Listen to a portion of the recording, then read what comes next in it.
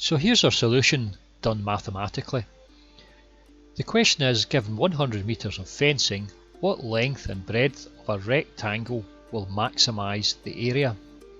And we've seen from the previous video that we could draw our rectangle out like this here, and we can say from that that the area of the rectangle is going to be our x times our y.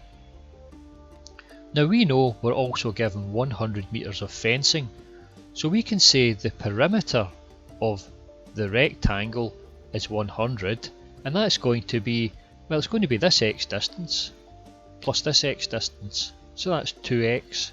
It's going to be that y distance plus that y distance, so it'll be 2y. So we've got our perimeter 100 equals 2x plus 2y.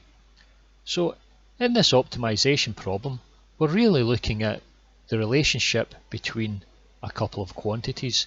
So the first quantity really is area and the other quantity is perimeter, and we've got an equation for each of them.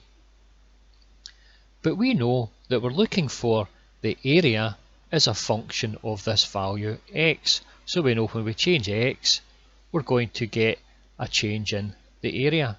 And we were able to draw that out here. As we changed the value of x, the area changed. And this is our curve here.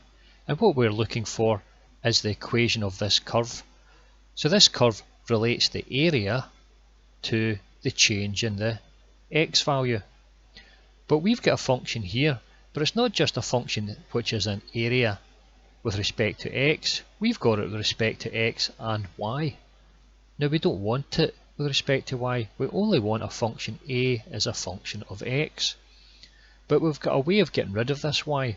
We can get rid of the y from this equation here. So we can rewrite this equation here as 50 equals x plus y, so we just divide throughout by a factor of 2. We can then rewrite this in terms of y, so you therefore say that y equals 50 minus x. So we know that y is equal to 50 minus x, so we can substitute this value for y into this equation here, and we get rid of the y.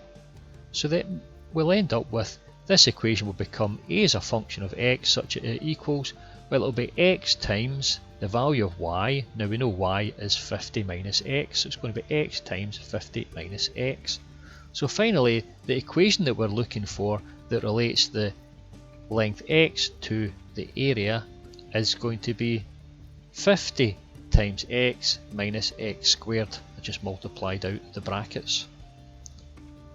So now we've got to go and we have to differentiate this. So let's have a look at it in the next slide. So if we differentiate that equation, a derived of x will give us 50 minus 2x. So we just come up, we can see the original here, so that's the original. So when we differentiate that, we just get 50, and when we differentiate the x squared, we'll get the minus 2x. Now we know that this curve here, this line here, this line is the function here, a derivative of x, and we know that the height of this function gives us the gradient of this function. And we know that whenever the gradient is equal to 0, we're going to get a maximum area. So we just do that. We differentiate it, and then we'll say, when does this value 50 minus 2x equal 0? So we just write it down. We have a derivative of x will have to equal 0. So that is 50 minus 2x would equal 0. So minus 2x equals minus 50. We cancel the minuses. We get 2x equals 50. So therefore x must equal 25. So x equaling 25 gives us the maximum area. So what's the y value? Well, we've got the y value simply from this here. We know that y is equal to our 50 minus x. We got that from above here. We've got our y equals 50 minus x. So if y equals 50 minus x, and we know x is 25, so that therefore y must equal 25. So we know that x is 25 and y is 25, so the total area is going to be 25 times 25, which is equal to 625.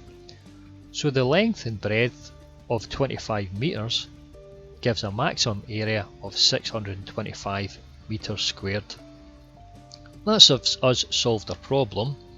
We're able to go and create our plot. We can plant our potatoes and we'll have enough potatoes to see us through the next nuclear winter.